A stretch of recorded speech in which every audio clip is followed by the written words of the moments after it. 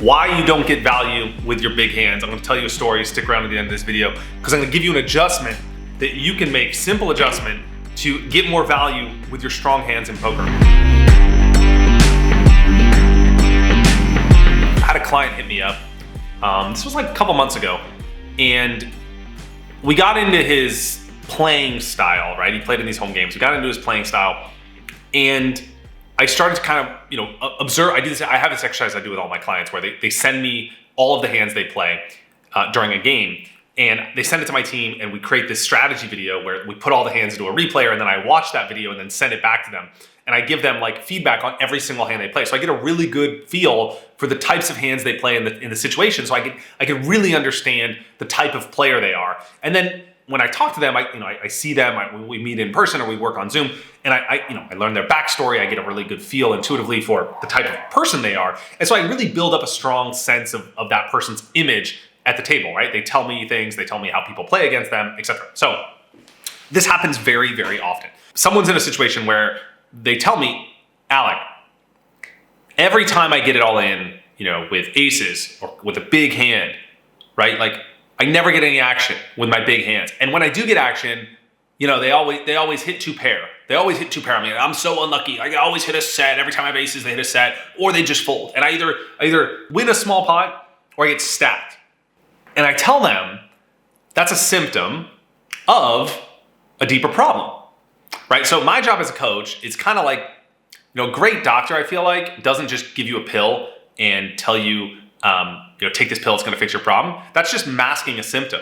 A great doctor addresses the root cause of a problem and fixes it through integrative medicine, like diet, nutrition, lifestyle, health, right? Sleep, stress, right? That's a great approach to solving health.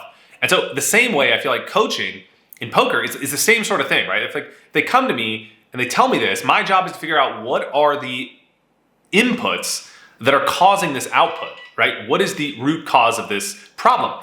And so what I found is that this is a symptom of a greater problem. And so the problem is that the player, my client, and this probably, if you're watching, this probably relates to you too, has a very predictable playing style. And the playing style is so predictable that observant opponents are adjusting to his predictability, and they're countering his strategies by the proper adjustments, and they're outplaying him. So the client was very, very tight. And every time he re-raised, he always had the nuts. Like, he would only re-raise for value with, let's say when he 3-bets pre-flop, it's always jacks, queens, kings, aces, ace, king, right? And what's worse is that when he c-bets post-flop, right? So like he's re-raises pre-flop, someone calls, and the flop comes, 10-9-4, he bets, the person calls. Turns a deuce, if he's betting again, it's always jacks plus, and it's never the ace king or the king queen or whatever, right? So it's a unbalanced strategy pre-flop that's easily predictable because he has very strong hands based on his playing style. But what's even worse than that is post-flop, when he takes aggression on multiple streets, like if he bets the flop, maybe it's ace king, maybe not, but when he bets the turn, it's always aces. So now the observant opponent says, well, shit, this is great for me. Every time this person 3-bets, I'm going to call. 7-8 offsuit, I'm going to call. Let's say he's playing a game, it's 10-20. Someone makes it 60, he makes it 200. They have $5,000. The guy calls $200 with 7-8 offsuit. He knows the guy has jacks, queens, kings, aces, or ace king. The pot's $400 now. And the flop comes down, 9-8-4. Guy bets. He calls with 7-8, mid-pair. The turn's a deuce. The guy, he bets again huge. The opponent folds because he knows the guy has aces, kings, queens. The guy checks the turn. He knows the guy has ace, king. And then with 7-8, he just bets and wins the pot. Or maybe he floats him on the flop. Flop's 9-8, 9-8-4. The guy bets. He calls with ace-5, just complete air. The guy checks the turn. He knows he has ace-king because he never bets the turn unless he has aces, kings, queens, jacks. So when he checks the turn, he knows he has air, and then the guy just floats him on the flop and bluffs him off the pot on the turn. And so he's losing every time he has ace-king and misses because the person, the competition has figured out how this guy is playing, and they just exploit him to death. And then when they do call, when the guy does bet the turn, the villain is only continuing if he can beat aces, kings, queens, jacks, or he has a hand that could draw to beat aces, kings, queens, jacks. So maybe he calls the turn with a gut shot and a backdoor flush draw, 12 outs, knowing the guy has aces, kings, queens. If he hits his hand on the river, the guy's going to bet, he's going to go all in, the guy's going to call, and he's just going to double up. If he misses his hand on the river, the guy bets, he folds. So it's like you're never winning with aces and kings because your playing style is too predictable, and your opponents have figured out how you play it.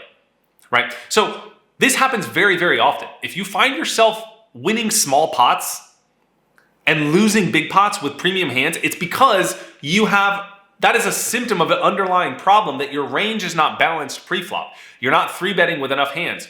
You're not 3-betting with a balanced range. You're not bluffing enough post-flop on subsequent C-bets. You're unbalanced on the flop where you're betting every time you have something, you're checking every time you don't. And so your opponents call you pre-flop. Every time you check the flop, they just bet knowing you have air and you're going to check fold. Or maybe you're going to check call once with ace king, and then if they bet again on the turn, you're going to check fold because you have overcards.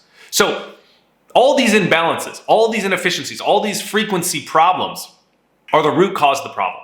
So how do you fix it? Well, when I work with clients, I first and foremost consider their image at the table, right? Because they're playing in home games most of the time in these situations, and they're playing with people very, very frequently, right? Or if they go to the casino, they're a reg and they're playing all the time with the same people.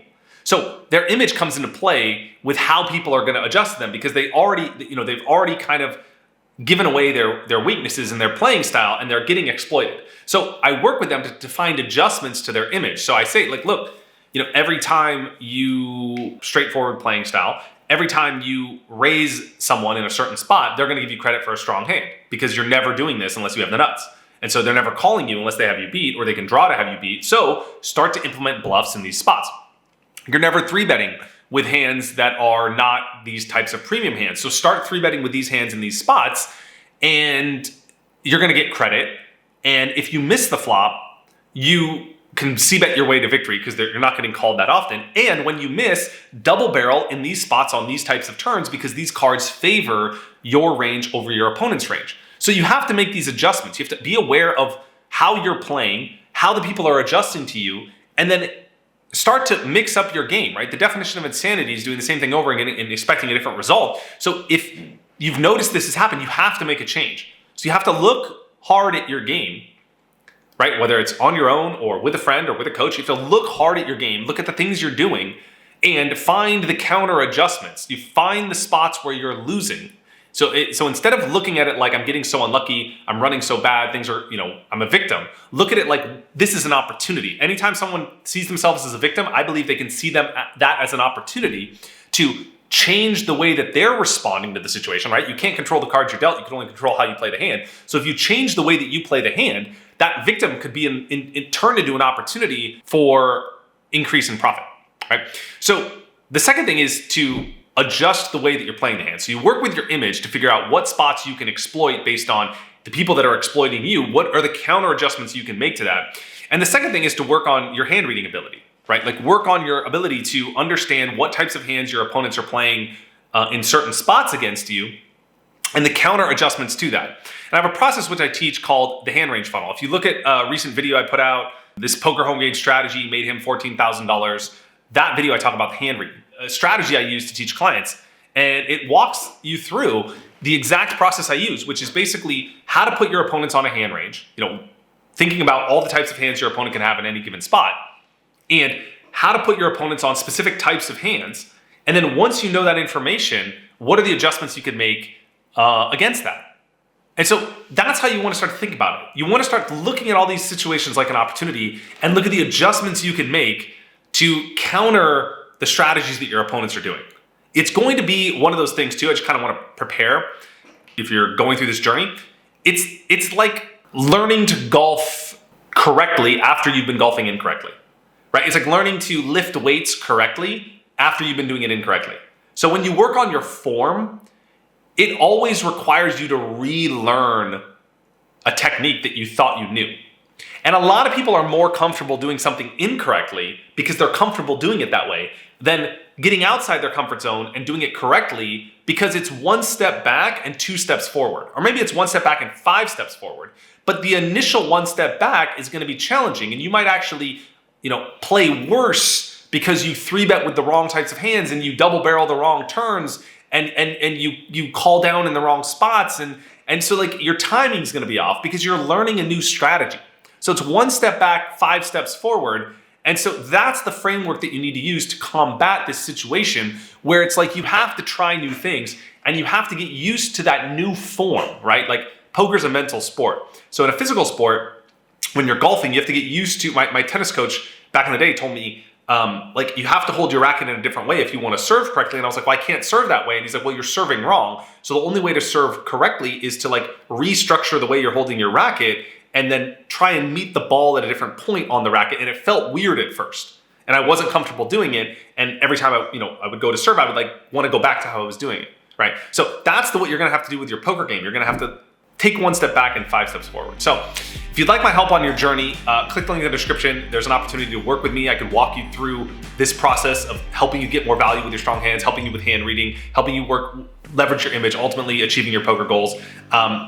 You can book a call with me to do that. Otherwise, I really encourage you to like look at your game from a new perspective and think about what things are you going to do differently. Because what got you here to this point, you're probably watching this video, your results have plateaued in some fashion. You don't feel like you're living up to your potential as a player, and you know you can do better than what you're doing. So what got you here is not going to get you there. And so what are you going to change right now? What are the 1 or 2 things you're going to try that are going to be impactful in your game? And that's the takeaway I hope to leave you with in this video, whether we do it together or not. I encourage you to do something different than what got you here to get you to where you want to go. So subscribe to this channel. I put out more videos all the time. Leave your thoughts and comment below. I'll answer them in future videos. I'm Alec Torelli. Thanks for your attention. See you in the next one.